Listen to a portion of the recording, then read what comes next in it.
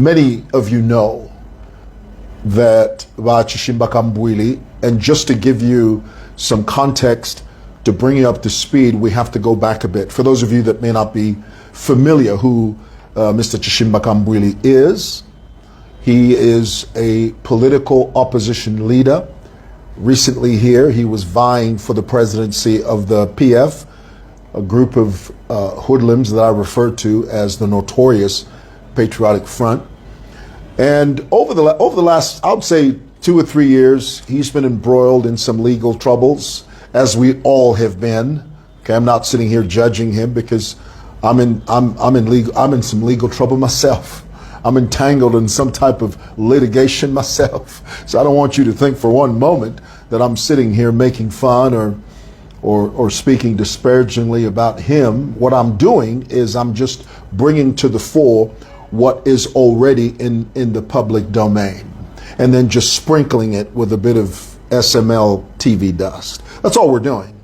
So last several years, about 3 years, Kambwili has been embroiled in legal troubles, litigation. In the year 2020, he was taken to court and found guilty of forgery, and he was sentenced to 2 years for that crime.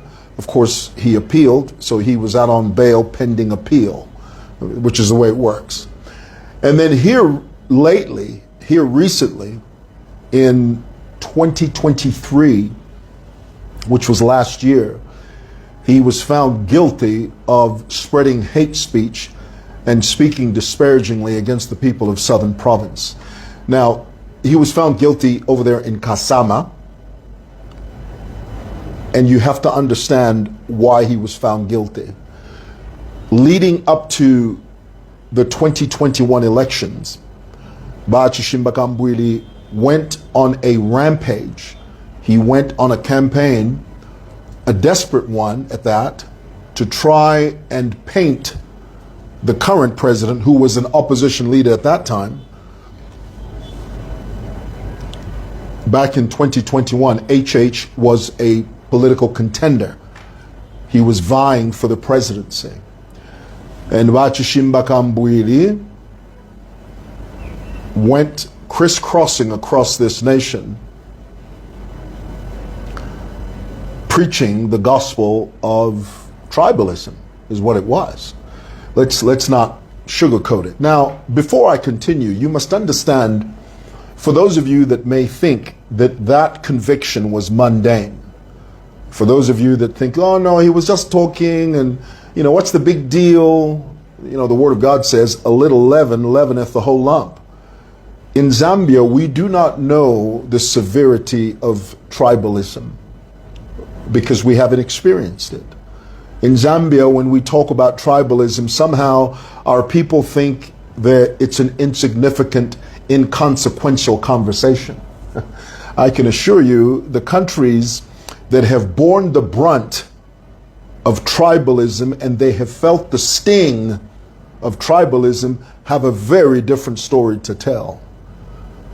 You and I have the luxury of sitting in Zambia and joking about tribalism. There are countries in the world, Rwanda, Burundi, there are countries in the world that are literally falling apart at the seams because of tribalism, because of regionalism. The issue that's happening now in Gaza and Israel, that's teetering on tribalism. It's teetering on a difference of, well, you're there, they're that, and I'm this. The root cause of that conflict between Israel and Gaza and Israel, the root cause is embedded in the principle of, well, you're different from me. You're different than I am. It is a form of tribalism.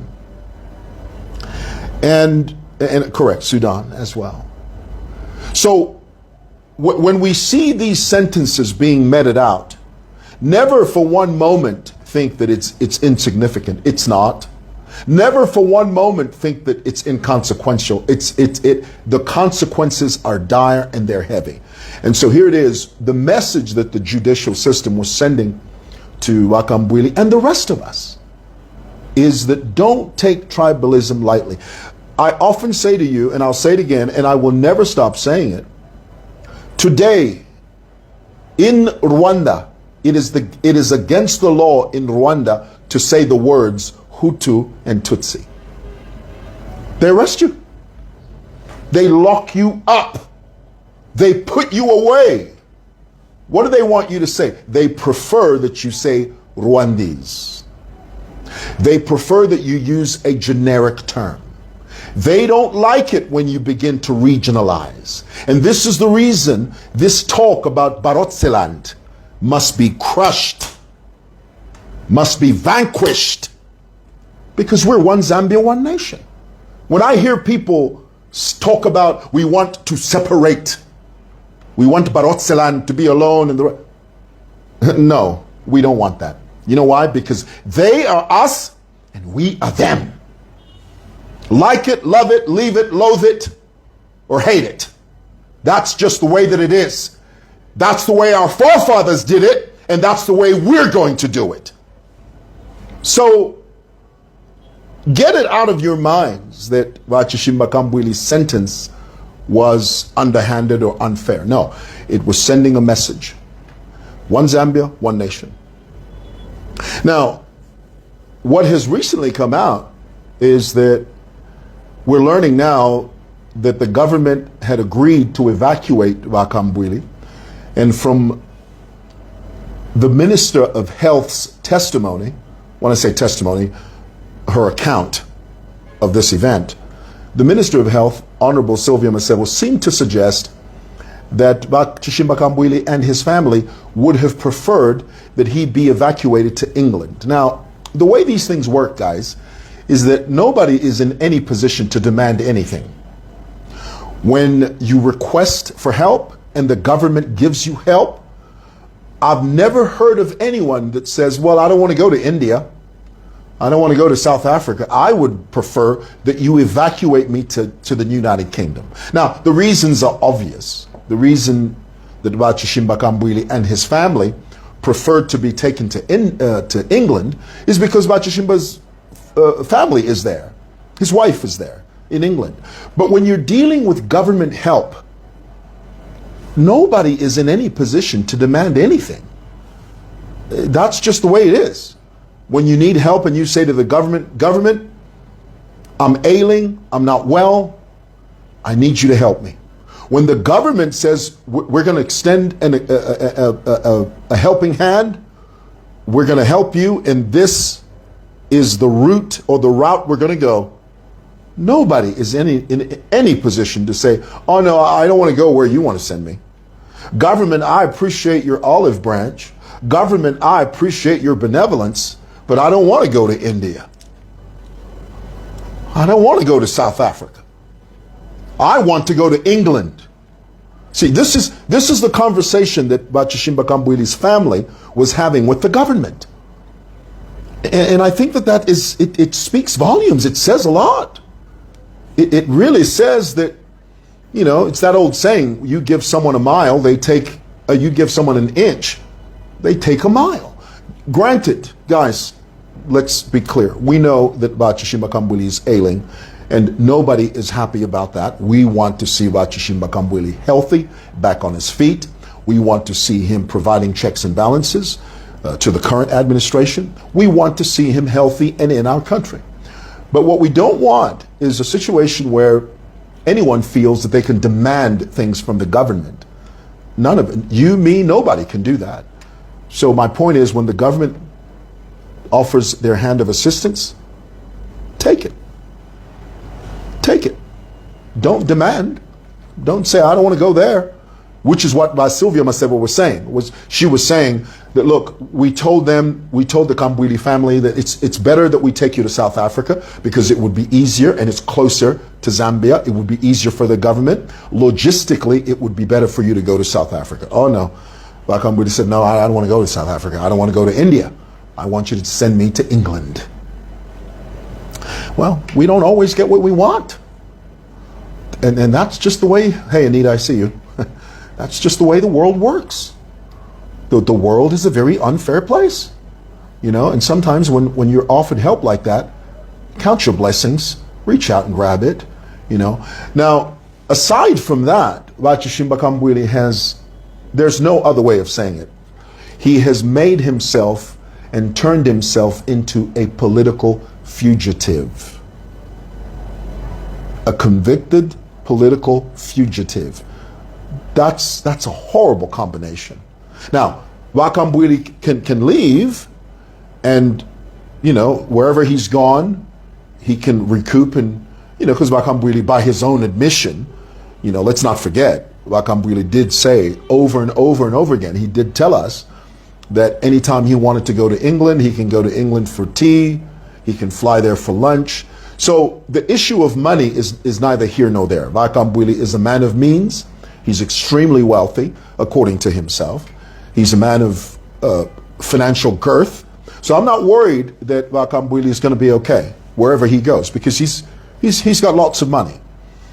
But what I foresee happening is him going wherever he's going to go, whether that's Zimbabwe. Of course, he's gone to Zimbabwe in order to go somewhere else. I would imagine that he would go to England to join his wife. I would imagine that, because that's where I would go. I mean, where else am I going to go? I would imagine that he's going to literally adopt this new attitude of, you know what, I've crossed the line. I'm just going to be a political fugitive in exile. And then I'm going to speak to the Zambian people on foreign soil. And he'll do that. And he'll have an audience, But I would have preferred that Kambwili stay here, accept what the government offered him, take it, even if it meant he goes to prison, jail, for the time, whatever duration that he was supposed to be there. If his appeal goes through, great. If it doesn't, then spend whatever that is in jail, a few months, and then you come out and you're a free man. But running, literally escaping and becoming a political fugitive in the hopes that he can ride it out until 2026, because the idea here is that Kambwili in his mind thinks, well, if I go to a foreign country, I don't have to deal with prison. I don't have to deal with my 2-year prison conviction on charges of forgery. I don't have to deal with my 5 months of prison sentencing on charges of hate speech. I can just live in a foreign country and then speak to the Zambian people in the comfort of my home in London, or in the comfort of my home in the Maldives, or in the comfort of my home in Madagascar, or in the comfort of my home in Bogota, Colombia. Wherever he goes, what's going to happen is that he'll lay low for a few months, and then he'll start now addressing the Zambian people from wherever he is. The hope is that he will gather enough support and cause enough angst, political angst, and hope that HH loses in 2026, so that whoever wins would pave way for Kambwili to come back and become a Zambian citizen again. That is not a strategy. It's not a strategy, because HH is not a dictator. HH is not someone that's come, and I find this strange that Kambwili has released an audio tape where he's begging, he's pleading with the president to squash his cases. The same group of people that accuse HH of meddling in the judicial branch of government are the same people that are appealing to HH to manipulate the judicial system in government. I find that disingenuous. I find that curious. Don't you find that curious? I find that curious. So I think it's a long road, and I feel sad that Kambwili has done this, because here in Zambia he has lots of property. He has a lot going for him here. If he goes to England, what's he going to do in England? Huh? You tell me. What, he's going to sit around in England and what? Go down shopping on Regent Street in the morning and have coffee in Trafalgar Square? huh? And then go visit as a tourist, visit Buckingham Palace at 4:30 in the afternoon, and then have tea. That's not his forte. He is better suited here because this is his home. And whatever consequences he has to face them head on. You know, and of course we're praying that he gets better, and we don't want him sick, we don't want him ailing. God forbid that he dies. Well, he's no longer in Zambia's custody. So whatever happens to him now is really it's of his doing. Had he died in Zambia's custody, oh, Zambians, you'd have blamed HH. Wamana waipa yomunobe. Eh? Ngawali mule kafie. Te hapa no mbafwa. Ni wa muipaya.